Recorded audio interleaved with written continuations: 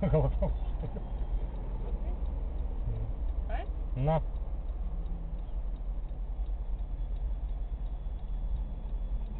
Ну а сколько вот? Навигация не пишет. А что он голосом мне говорит? Направо, налево. Ну потому что туристический навигатор, не автомобильный. А он Петька себе взял. Офигенный вообще.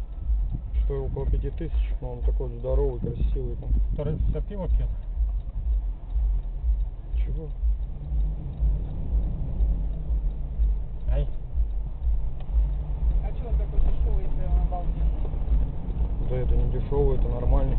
Да сейчас он этого стоп. Да, правильно. Дороже. Да, мой дороже. Так мой противоударный, водонепроницаемый. А что не проверили? Где-то еще нарушает, блин.